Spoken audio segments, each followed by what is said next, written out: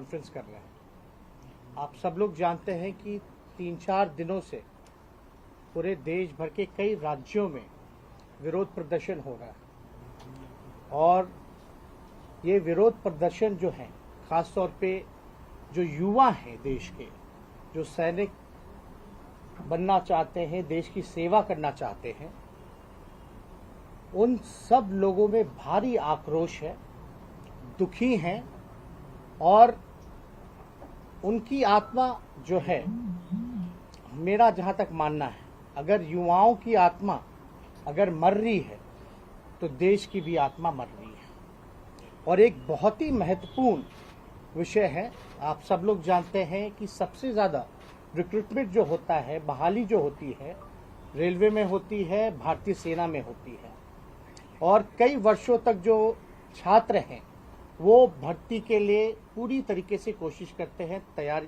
होते हैं और अंत में अभी जो भारत सरकार का जो नया जो आया है भर्ती को लेकर के, जिसको आप सब लोग जान रहे हैं कि अग्निपथ जो लॉन्च किया गया है, लोगों के मन में संशय है, युवाओं के मन में संशय है और खास तौर पे इस प्रेस कॉन्फ्रेंस को हमने बुलाया है कि भारत सरकार जो है संशय जो युवाओं के दिल में है उसको दूर किया जाए। तो हम 20 सवाल जो है केंद्र सरकार से पूछना चाहते हैं, जिसका जवाब का इंतजार हम लोगों को होगा। आप लोग सब लोगों ने देखा होगा कि जो भी केंद्र सरकार कानून लाती है, टेक ऑफ होने से पहले ही क्रैश हो जाती है। चाहे SC/ST का बिल हो या लैंड एक्विजिशन का हो, फार्मर्स बिल हो या 13 पॉइंट रोस्टर हो या CAA का मामला आया हो, हमेशा जो है सरकार बिल पेश करती है और उसको जो है जब प्रोटेस्ट होता है, आंदोलन होता है, तो उसको वापस लेती है। इससे पहले भी आप लोगों ने देखा होगा, जो रेलवे में भर्ती को लेकर के हो या NTPC में जो मामला चल रहा था, 1 साल से शांतिपूर्वक ढंग से नौजवान जो हैं मांग कर रहे थे, लेकिन उनकी कोई सुनवाई नहीं हो रही थी। अंतर्गतवा जब प्रोटेस्ट हुआ, जब लोग सड़क पे आंदोलन किए, तब जाकर के सरकार को जो है ये बिल वापस लेना पड़ा। अब आप लोग सब लोग के सामने हम चाहते हैं जो 20 सवाल जो है हम आप लोगों के समक्ष रखें। जो पहला जो सवाल है वो ये है, केंद्र सरकार बताए कि 4 साल के ठेके पर बहाल होने वाले अग्निवीरों को 1 वर्ष क्या नियमित सैनिकों की तरह 90 दिनों की छुट्टियां मिलेगी अथवा नहीं, तो सरकार जो है स्पष्ट करे। आप लोग सब लोग जानते हैं कि जो नॉर्मल जो रिक्रूटमेंट होता है उसमें 90 दिन की जो छुट्टियां जो हैं वो सैनिकों को मिलती है, तो क्या इसमें उन सैनिकों को मिलेगा या नहीं मिलेगा, ये जो है सरकार जो है स्पष्ट करे। दूसरा सवाल, अग्निपथ योजना अगर न्याय संगत है तो इसमें ठेके पर अफसरों की भर्ती क्यों नहीं, केवल सैनिक ही क्यों? जब इतना आपका योजना इतना बेहतर है, सुंदर है और सबके हित में है, तो ये केवल सैनिकों के लिए क्यों? अधिकारियों के लिए भी कीजिए, जो अफसर हैं, बड़े अफसर हैं, उनके लिए भी कीजिए। संविदा पर केवल सैनिकों को किया जाता है। तो इसलिए ये सवाल बहुत महत्वपूर्ण है। तीसरा, कि सरकार बताए कि ये योजना शिक्षित युवाओं के लिए तैयार की गई मनरेगा है अथवा संघ का कोई हिडन एजेंडा। ये बहुत ही इंपॉर्टेंट है कि ये जो है, जो शिक्षित है, क्या उनके लिए मनरेगा के लिए मनरेगा जैसा रोजगार है क्या, या तो RSS का कोई इसमें हिडन एजेंडा है? क्योंकि आप लोग सब लोग जानते हैं कि इसमें पूरी तरीके से जो है 4 साल बाद जो है उनको हटा दिया जाएगा और केवल 75% जो है वो हट जाएंगे, केवल 25% की संभावना है। यानी बेरोजगार होने की इस योजना में संभावना जो है वो बहुत ही ज्यादा है। चौथा सवाल, केंद्र सरकार बताए कि 4 साल की देश सेवा के दौरान अर्जित अथवा उसके बाद जो एक मुश्त राशि मिलेगी उस पर टैक्स भी लगेगा। अगर टैक्स कटेगा तो कटौती के बाद कितनी राशि बचेगी? क्योंकि ये सवाल जो है टेक्निकल सवाल से जो युवाओं के मन में है, संशय है, और अब तक हम लोगों ने केंद्र सरकार द्वारा या किसी के द्वारा जो है इस टेक्निकल बात पर किसी ने जवाब नहीं दिया। पांचवा सवाल है, अगर सरकार अग्निवीरों को सैनिक मानती है तो क्या उन सैनिकों को ग्रेच्युटी देगी? क्या ग्रेच्युटी बचाने के लिए ही इस सेवा की अवधि केवल 4 वर्ष की गई है? आप लोग सब लोग जानते हैं ग्रेच्युटी मिलती है लोगों को रिटायरमेंट के बाद। तो सरकार को बताना चाहिए मानती है कि नहीं मानती है। अगर सैनिक अगर मानती है तो इनका ग्रेच्युटी का क्या होगा?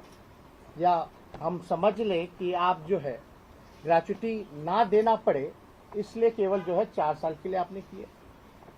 छठा सवाल, क्या सरकार अग्निवीरों को कैंटीन और पूर्व सैनिकों को मिलने वाली चिकित्सा सहित अन्य सैनिक सुविधाएं देगी कि नहीं देगी?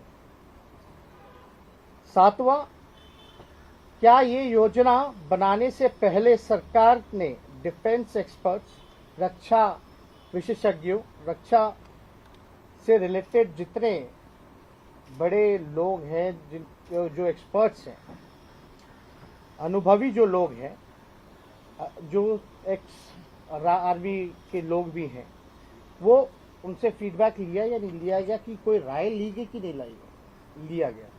ये जो है उनको बताना पड़ेगा। क्योंकि हमने जो देखा है कि जितने भी रिटायर्ड ऑफिसर्स हैं, जितने भी डिफेंस एक्सपर्ट्स हैं, सब लोगों ने जो है इसको इनकार किया है कि ये योजना जो है हानिकारक है। आठवां सवाल, क्या ये पहली ऐसी सरकारी बहाली योजना नहीं है जिसमें महज 4 साल में बेरोजगार होने की 75% विशुद्ध गारंटी है? तो ये बताना पड़ेगा। 9वां, इस योजना में 18 वर्ष की उम्र में संविदा पर नौकरी पाकर 22 वर्ष की आयु में युवा रिटायर हो जाएंगे। क्या इससे उनकी उच्च शिक्षा प्रभावित होगी कि नहीं होगी? अब वो पढ़ाई कब करेंगे? मतलब रोजगार के बाद वो क्या करेंगे? ये सवाल जो है कई लोगों ने जो है, जो हम लोगों ने सोशल मीडिया पे वीडियोस देखे हैं, जितने जो युवा हैं, वो इसमें जो है इस बात को जो है जिक्र किया गया। 10वां, विश्लेषकों का मत है कि शस्त्र प्रतिशत प्राप्त एक बड़ी आबादी के 22 वर्ष की अल्प आयु में रिटायर एवं फिर से बेरोजगार होने से क्या देश में विधि व्यवस्था संबंधित समस्या उत्पन्न नहीं होगी?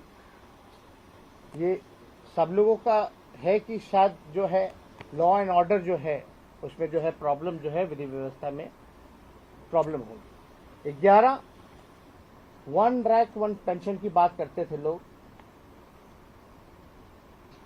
जो सरकार जो बात की 1 रैंक 1 पेंशन का, आखिर 9 रैंक नो पेंशन ले आई।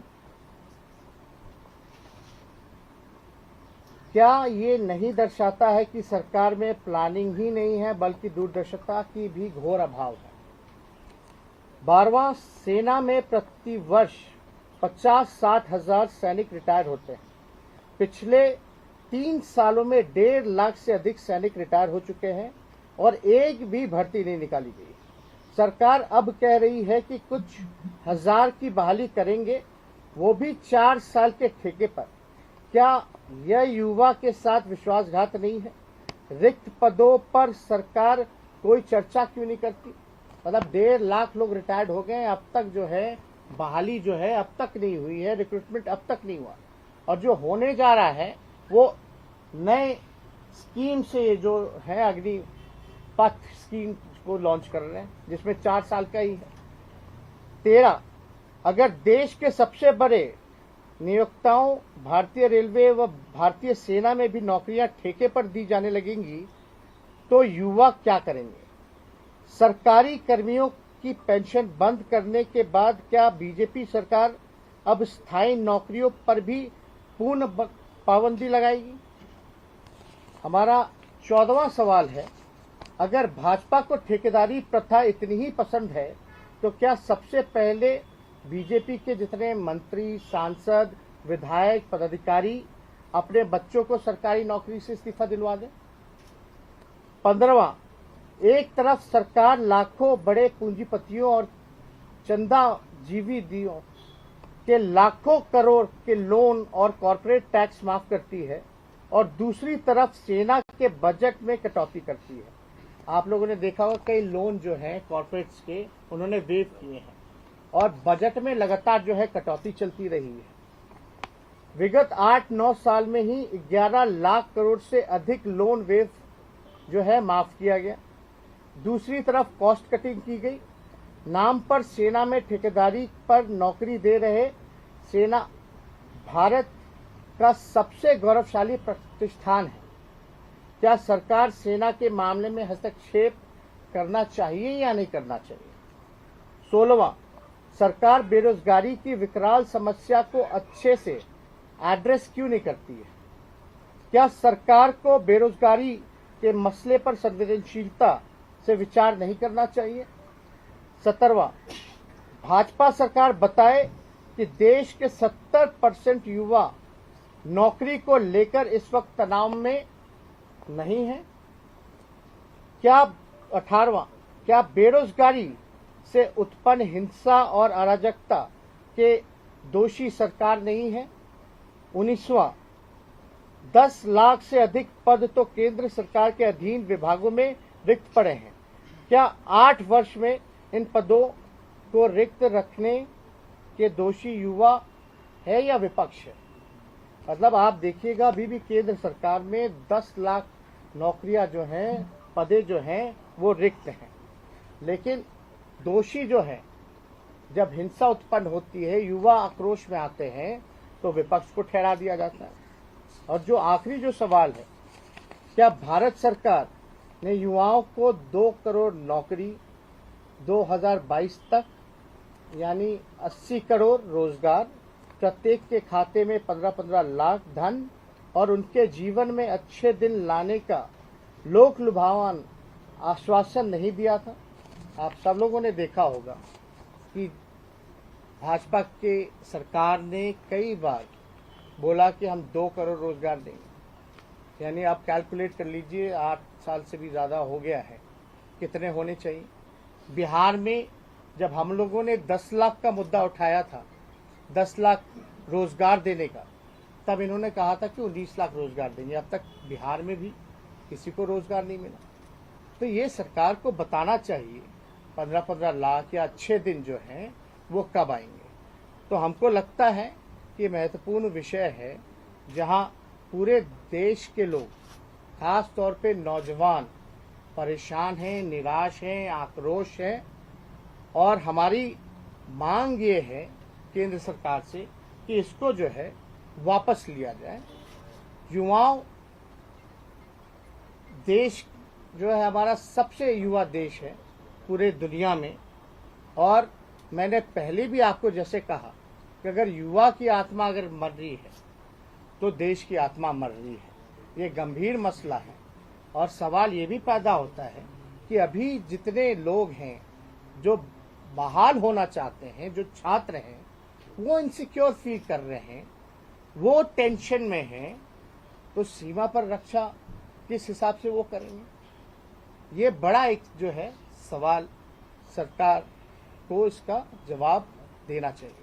अगर इससे रिलेटेड अगर कोई सवाल आप लोगों के पास है तो आप लोग पूछ सकते हैं।